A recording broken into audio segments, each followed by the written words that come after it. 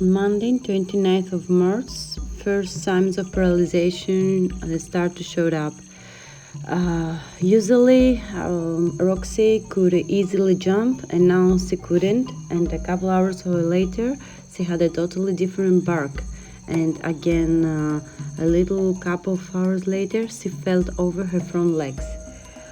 The next day, they went, Ingrid and Fritz, to the vet, and Roxy still could walk a bit, but she was very stiff and her back was arched.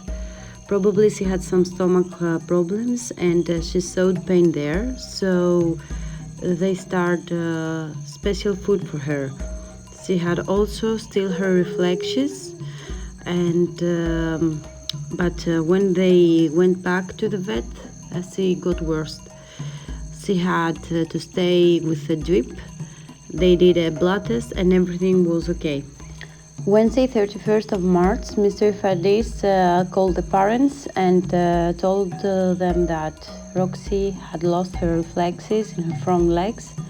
So they did some more blood tests. That was okay for one more time. Also, they took the results from Athens about Dirophilaria and Toxoplasma, so she was negative.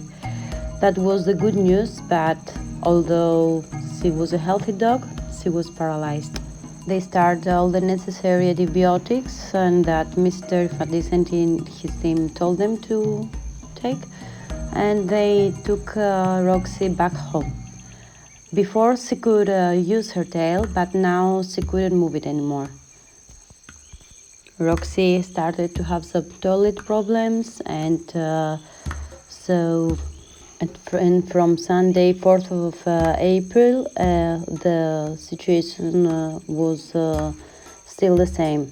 The good news was that Roxy could eat and drink by hand, and that she could keep her head a little bit up, but it was just that, and her eyes that was moving in her body now. Here comes my part. The story of Roxy's miracle through my eyes. Hi everyone, I'm Eva Sagouni. I'm a physical therapist and I also do sound healing by Peter Hess Academy. And I'm so glad that I'm going to tell you how I had this experience with Roxy, this beautiful creature. I am doing therapies to animals many years. I always had a special connection with them, and specifically with dogs. Dr. Alexandros Ivadis was the mentor of mine that helped me to discover new ways to help dogs, which maybe needed my help. He gave me books with the anatomy and physiology of dogs, and asked to have a better look of their way of living. 8th of April, I took a call from Evridiki, friend of Ingrid and Fritz, and she was trying to convince me to go for the pet therapy to Roxy.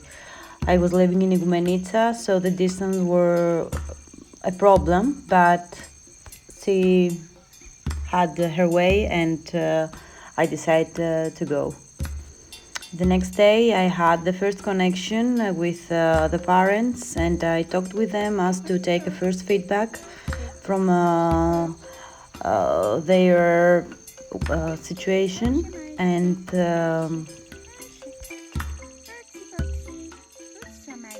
I discovered that they had done everything that was possible to help their little Roxy. We had a lot of work to do, and also I had to change some patterns that usually the parents adopt after their dog's problems, as to help her discover her surviving instincts and help her to get away from this situation for the second time. At this first meeting, I saw a dog full of energy. Her eyes were sparkle, and she was full of fire. She wanted to live, and she was trying everything possible to move her body, even though she couldn't. We did some massage first to help her with her toilet.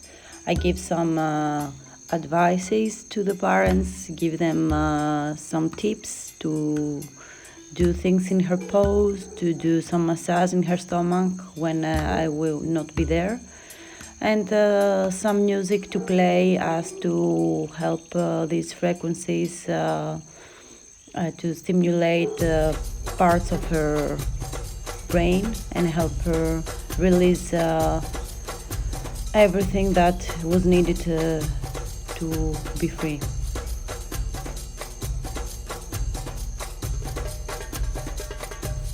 It was a really tough situation, but I was sure, and I don't know, it was something that told me that she can do it.